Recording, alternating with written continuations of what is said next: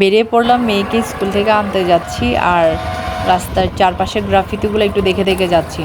পরিবেশটা অনেক সুন্দর, প্রচুর রোদ রয়েছে, ভালোও লাগছে।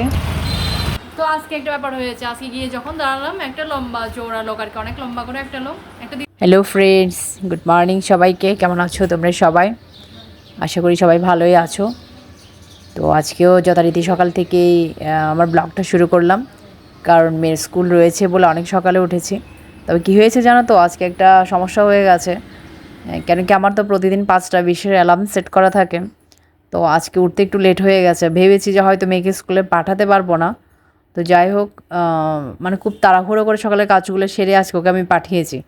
কারণ কি হয়েছে, আমি যখন মানে জাগলাম আর কি, দেখেছি আজকে মোবাইলে অ্যালার্ম পড়া নাই। তো মোবাইলে অ্যালার্ম সেট করা ছিল, কিন্তু দেখি যে মোবাইলে অ্যালার্ম পড়ছে না। আমি ভাবছি যে হয়তো সকাল হয় নাই, তো আমিও মানে দেখি নাই আর কি আর উঠে। তো যখন প্রায় 5:45 হয়ে গেছে, তখন আমার হাজব্যান্ড আমাকে ডেকে দিল যে স্কুলে কেউ যাবে না। তো তাড়াহুড়ো করে উঠে দেখলাম যে ফোন আসলে চার্জ ছিল না, মোবাইল বন্ধই হয়ে গিয়েছিল। তো যাই হোক, খুব তাড়াতাড়ি কাজগুলো করে আমি ওকে অনেক কষ্ট করে স্কুল মানে টাইমের মধ্যে পাঠিয়েছি। ওদের স্কুলে 1 সেকেন্ড লেট হলেও কিন্তু আর ঢুকতে দেয় না। তো যাই হোক, মেয়ে স্কুলে চলে গেল। আমিও এদিকে আমার কাজগুলো কিছু টুকটাক করে নিয়েছি, এখনও চা খাওয়া হয়নি। তো দেখতেই পেলে সন্দীপন এখন ওকে দিয়ে চলে আসলো, এসে কিছু খাবার নিয়ে এসছে, রুটি ভাজি এগুলো। তো এগুলো এখন খেয়ে নিলাম। তো খেয়ে আমি আমার বাকি কাজগুলো করেছি, করে এখন বেরিয়ে যাচ্ছি, মেয়েকে আনতে যেতে হবে স্কুলে। তো আমি রেডি হয়ে নিচ্ছি, রেডি হয়ে বেরিয়ে পড়বো, মেয়েকে আনবো। হ্যালো। বাইরে যা রোদ, মেয়েকে আনতে যাব, এখন বের হব, তার জন্য রেডি হয়ে নিচ্ছি। কিন্তু বাইরের রোদগুলো দেখে আমার ভয় লাগছে, প্রচুর রোদ। তো এই গরমের মধ্যে কীভাবে যাবো যায় না, এমনি কিছুদিন ধরে খুব মাথা ব্যথায় কষ্ট পাচ্ছি। তো এখন এত বেশি রোদ, রোদ দেখে ভয়ও লাগছে। আমার মেয়েটারও ঠান্ডা লেগে গেছে, কাশি হচ্ছে, সর্দি হয়ে গেছে। ওরও আশা করে আজকে খুব কষ্ট হচ্ছে। মেয়েটার জন্য আমার খারাপ লাগছে, কিন্তু পড়া শুরু হয়েছে তো এখন না গেলেও ঝামেলা। আর ওর সমস্যা হচ্ছে যে সর্দি কাশি শুরু হয়ে গেলে আস্তে আস্তে এটা বেড়েই যায়, মানে বেশ কয়েকদিন ও ভোগে। সেজন্য আজকে পাঠালাম, কি জানি কেমন আছে, টেনশনও একটু হচ্ছে। আবার আমার নিজেরও খারাপ লাগছে, কারণ আমার মাথা ব্যথাটা অনেক বেড়ে গেছে। তো এই রোদের মধ্যে গেলে আরও বেশি মাথা ব্যথা করবে। আরেকটা হচ্ছে যে আমি ছাতা ক্যারি করতে পারিনি, এটাই সবচেয়ে বড় সমস্যা। ছাতা নিয়ে গেলে মানে ভালো লাগে না আর কি আমার ছাতা নিয়ে যেতে। তো রিক্সাতেই তো যাবো, কিন্তু গেটে যে দাঁড়াবো, ওরা একটা অদ্ভুত নিয়ম, ছুটি হওয়ার আগে ঢুকতে দেয় না। তো গেট লক করা থাকে, এখন এই রোদের মধ্যে গিয়েই দাঁড়িয়ে থাকতে হবে। মাথা ব্যথা আবার বেড়ে যাবে, এসে আবার টাফনিল। এই হচ্ছে লাইফ আর কি। আমরা মানুষরা কিরকম, তাই না? রোদ হলে বলে যে কেন রোদ, বৃষ্টি হলে কেন বৃষ্টি। দেখো ফ্যান চলছে, কিন্তু আমার অবস্থা দেখো কিভাবে ঘেমে গেছে। যাই হোক, মেয়েকে তো আনতে যেতে হবে, লেট হয়ে যাচ্ছে, চলো মেয়েকে নিয়ে আসি, এসে আবার কথা হচ্ছে। রেডি হয়ে গেছি, মেয়ের জন্য ফ্যানটা নিয়ে নিয়েছি, কারণ অনেক সময় রাস্তায় জ্যাম পড়ে যায়। তো আর গরম তো প্রচুর গরম, ওর জন্য ফ্যানটা নিয়ে নিলাম, কারণ এতে ওর সুবিধা হয়। আসলে বেশি রোদ পড়ে গেছে এখন, ওয়েদারটা একটু চেঞ্জ হয়েছে, তো তো সবারই সমস্যা। আমার নিজেরও নাক পুরো জ্যাম, মানে নসল ড্রপ দিয়ে দিয়ে আছি, নসল ড্রপ যতক্ষণ দিই ততক্ষণ ভালো থাকে, না হলে আবার জ্যাম হয়ে যায়। তাই আমি আমি এমনিতেও বেশি আগে গিয়ে স্কুলে দাঁড়িয়ে থাকি না, কারণ ভালো লাগে না আমার অনেকক্ষণ গিয়ে। এখানে দুনিয়ার মানে কী বলবো, অদ্ভুত কথাবার্তা সব আলাপ আলোচনা হয়, এগুলো তো আলাপ আলোচনা করতে আমার ভালো লাগে না। তো আমি ছুটির কিছু টাইম আগেই যাই, গিয়ে নিয়ে চলে আসি। তো দেখো বেরিয়ে পড়লাম। তো প্রতিদিনই তো আনতে যাই, তোমাদের সাথে তো এগুলো শেয়ার করা হয় না, আজকে ভাবলাম যে একটু দেখাই। এখন রাস্তা অনেক চেঞ্জ হয়েছে, এখন রাস্তাঘাট অনেক চেঞ্জ হয়ে গেছে, দেখতে ভালোও লাগে। তো আমি তো প্রতিদিন দেখে দেখে যাই, আজকে ভাবলাম যে তোমাদেরকে একটু দেখাই। আসলে দ্বিতীয়বার দেশ স্বাধীন হওয়ার পরে রাস্তাঘাটে কিন্তু অনেক চেঞ্জ হয়েছে, দেখতে পাচ্ছ কী সুন্দর এঁকেছে এরা। এগুলো কিন্তু দেখতে আমার ভীষণ ভালো লাগে। এমনি যদি টাকা দিয়ে এগুলো আঁকতে হতো, তাহলে কিন্তু সরকারের প্রচুর টাকা খরচ হয়ে যেত এই দেওয়ালগুলো আর্ট করতে। তো গ্রাফিতিগুলো কিন্তু দারুণ দারুণ, আমার খুব ভালোই লাগে, এরা এত সুন্দর এঁকেছে। আমার মেয়ে প্রতিদিন যাওয়ার সময় দেখে দেখে যায়, আর কত প্রশ্ন জিজ্ঞেস করে আমাকে, মানে যেই জায়গাগুলো খালি আছে, মা এগুলো কি আর রাখবে না, মানে অনেক প্রশ্নের শেষ দেয়। তো আমাদের যেটা দোবাস সড়ক আছে, ওখানে কিছু জায়গা খালি রয়ে গেছে। তো আমাকে কি বলে, মা এগুলো আমি আর দাদা, মানে ওর দাদার কথা বলে, যে আমরা সেগুলো এঁকে দেবো। আমি ওকে জিজ্ঞেস করি যে তুমি কি আঁকতে জানো নাকি, তো আমাকে বলে যে আমি ছাতা ঘুরি যা পারি সবগুলো এঁকে দেবো। মানে এগুলো ছোটো বাচ্চা বুঝে না, এগুলোই বলে। তবে আঁকাগুলো কিন্তু দারুণ, ওদের হাতের কাজের কোনো জবাবই নেই, চমৎকার এঁকেছে এরা। আর এটা হচ্ছে আমাদের প্রিয় জামাল খান। যারা এই এরিয়াতে থাকো বা চট্টগ্রামে থাকো তারা তো জানোই, এরিয়াটা এমনিতেই সুন্দর, কিন্তু আঁকার পরে মনে হচ্ছে যেন আরও অনেকটাই সুন্দর হয়ে গেছে। দারুণ, এক কথায় বলতে গেলে দারুণ, গ্রাফিতিগুলো কিন্তু দারুণ হয়েছে। দেখতে বেশ ভালোই লাগে, মানে ওই এরিয়ার সৌন্দর্যটা আরও একটু বেড়ে গেছে। যে দেয়ালগুলো ফাঁকা ছিল, এখানে দেয়ালগুলোতে এমনিতে অনেক কিছু আঁকা ছিল, মনীষীদের অনেক ছবি লাগানো ছিল, কিন্তু এখন আঁকার ফলে পুরো দেওয়ালগুলোই যেন চেঞ্জ হয়ে গেছে, দেখতে ভালোই লাগে। তো আমি তো প্রতিদিন দেখে দেখে যাই, তোমাদেরকে আজকে একটু দেখালাম।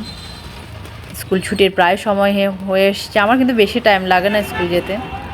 ব্যাটারি রিক্সাগুলোতে গেলে খুব তাড়াতাড়ি 3-4 মিনিট, বেশি হলে 5 মিনিটের মধ্যে পৌঁছে যাই, কারণ এই টাইমে জ্যাম থাকে না। আসার সময় মাঝে মাঝে জ্যাম হয়, কিন্তু যাওয়ার সময় কোনো জ্যাম থাকে না, খুব দ্রুতই পৌঁছে যাওয়া যায়। আর যে রোদ, এই রোদের মধ্যে গিয়ে ঘন্টার পর ঘন্টা দাঁড়িয়ে থাকা অনেক টাফ ব্যাপার। অনেক গার্জিয়ানরা আসে যাদের বাসা অনেক দূরে, ওরা পুরো এই লম্বা টাইম 4-4.5 ঘন্টা ওখানে বসে থাকে। খাস্তগিরি স্কুলের সামনে অনেকগুলো জায়গা আছে বসার, ওখানে বসে থাকে, মানে যেতে পারে না আর কি বাসায়। তো সেদিক দিয়ে আমি লাকি, আমার বাসার কাছে স্কুল, তো গিয়ে বসে থাকতে হয় না, গিয়ে একজন দিয়ে আসে, একজন নিয়ে আসলে হয়ে যায়। তো দেখো এখন স্কুলে চলে এসেছি, ঢুকে যাব।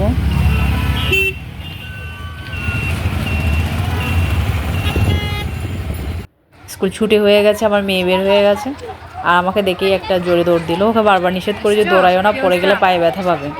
এমনিতেই ও হাঁটতে চলতে পড়ে যায়, তারপরেও সে আমাকে দেখে এমন একটা দৌড় দিল, মনে হচ্ছে যেন অনেকদিন পরে দেখেছে।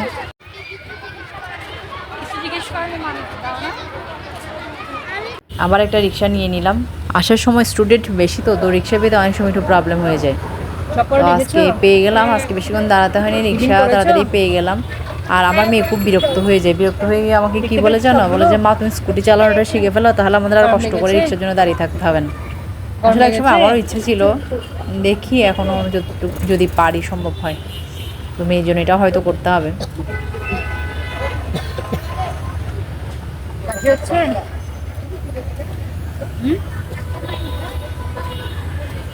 কারেন্ট ছিল, কারেন্ট ছিল না।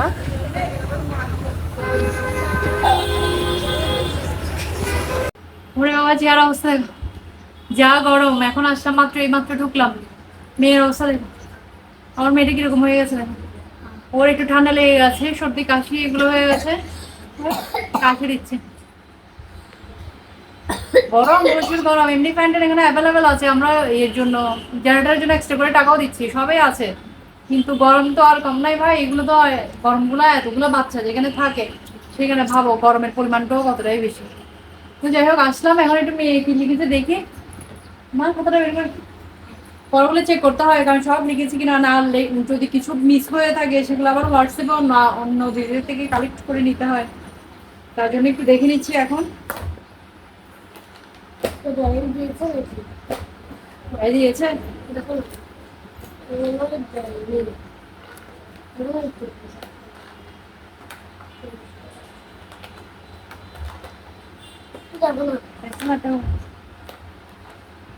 দিয়েছে নাকি তুই জানিস না?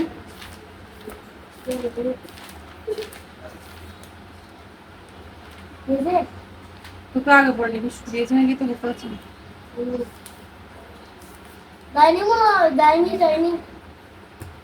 ইংলিশ কি লিখেছি দেখে, মেক সেন্টেন্স ক্যাপিটাল স্মল একসাথে করে দিয়েছিস। আর কিছু আছে? সব লিখেছিস না? যাক, নিশ্চিন্ত হলাম, ইংলিশটা মোটামুটি জব তুলে এনেছে। স্পেলিং ডিকটেশন দিয়েছে, দেখো নাকি, তুমি জানো না নাকি? লেসন 9 স্পেলিং ডিকটেশন চেক করাও নাই যে? শুধু এগুলোই না, এটা যাই হোক এটাও লিখেছে।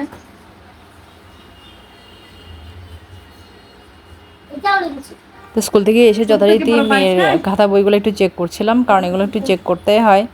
ও ছোট বাচ্চা, অনেক সময় খাতা হারিয়ে ফেলে। আজকেও দেখলাম যে গ্রুপে অনেকে মেসেজ করছে যে বাচ্চার খাতা হারিয়ে গেছে, কারো ব্যাগে গেছে কিনা। এরকম আমার মেয়েরও 2বার হারিয়ে এসেছিল, পরে আমি আবার গ্রুপে মেসেজ করে করে খাতাটা কালেক্ট করে নিয়েছিলাম, তো সেই জন্য এগুলো একটু চেক করতে হয়। তো প্রথমে দেখি যে সব খাতা বই সে এনেছে কিনা, তারপর আবার এই পেন্সিল এগুলো তো হারাই, এগুলো তো সবসময় হারাতেই থাকে। যাই হোক এগুলো ব্যাপার না, মেন সমস্যা হচ্ছে যদি খাতা হারিয়ে আসে, কারণ নোট খাতাগুলো থাকে, তো ওগুলো হারালে অনেক প্রবলেম হয়ে যায়। তো আমি সেগুলো একটু চেক করে দেখছিলাম, আর পড়াগুলোও দেখছিলাম সব তুলতে পেরেছে কিনা, কারণ শরীরও খুব একটা ভালো নেই, সর্দি কাশি তোমাদেরকে তো বললামই। যাই হোক, তারপরেও মেয়ে অনেক কষ্ট করে তুলে এনেছে। টিফিন বলছে যে মা টিফিন করি না তার লেখার জন্য। আসলে লেখার এত বেশি চাপ, টিফিন ঠিক করে করতে পারে না। তারপরেও লেখা তুলে নিয়ে আসে। যাই হোক, এটাও ভালো যে টিফিন না করে লেখা তুলে নিয়ে আসে।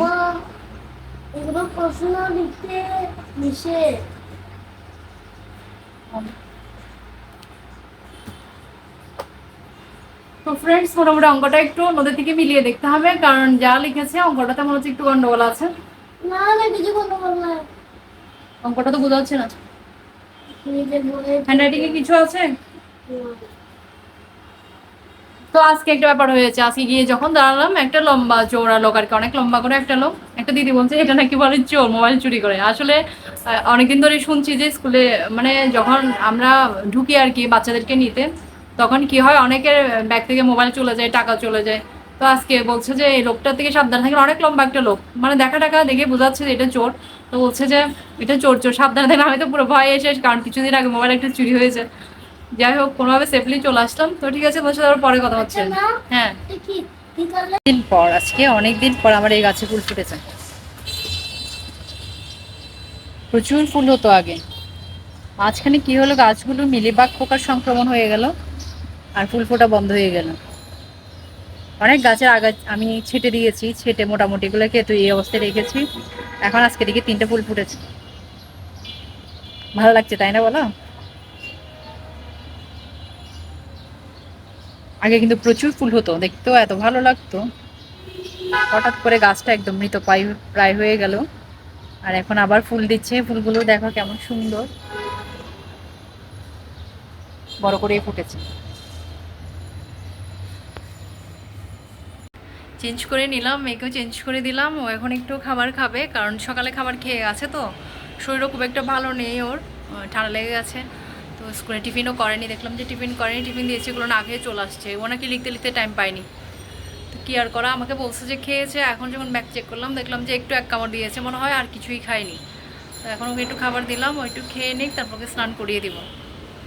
তো আজকে ঠিক আছে, পরে তোমাদের সাথে আবার কথা হচ্ছে। আর আকাশটাও দেখো,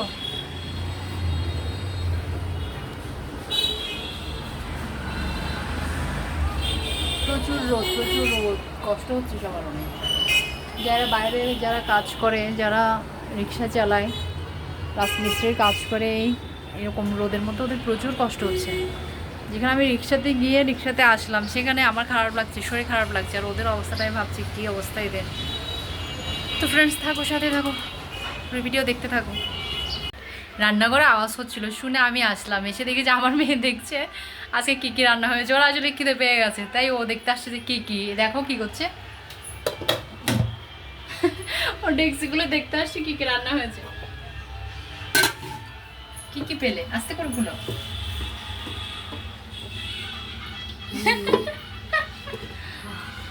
দেখাতে পারলো না, দাঁড়াও আমি তোমাদেরকে দেখাই। কি কি দেখো, হ্যাঁ, ডিম রান্না হয়েছে। ওখানে কি আছে? হ্যাঁ, উল্টা উল্টা উল্টা ভাত। হ্যাঁ, ঢাকনা দিয়ে দাও, ঢাকনা দিয়ে দাও। খিদে পেয়েছে বলে রান্না করে দেখতে আসছি কি কি রান্না হয়েছে। এখানে দেখো ডাল রয়েছে, আর এখানে কি আছে, আলু ভাজি, আলু ভর্তা, আর হচ্ছে আলু ভাজি না, মিষ্টি মিষ্টি কুমড়ো ভাজি। একটু ওয়েট করো, দাদু নাসুক খাইয়ে দেবে।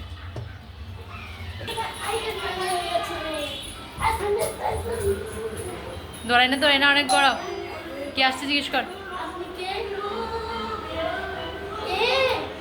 এদিকে মা দিদির বাসায় গিয়েছিল, এখন চলে এসছে। মার ডিউটি আছে, মেয়েকে খাবার খাওয়াতে হবে। আমার ভাতটা মা তো খাইয়ে দেয়, তোমরা তো সেটা দেখোই। তো আমার মেয়ে খুশি হয়ে গেছে এখন দাদুনকে দেখে। তো ফ্রেন্ডস, আজকের মধ্যে ভিডিওটা এখানেই শেষ করছি। যদি ভালো লাগে লাইক কমেন্ট শেয়ার করো। পরের ভিডিওতে আবার দেখা হচ্ছে। সবাই ভালো থেকো, সুস্থ থেকো, সাবধানে থেকো। টাটা।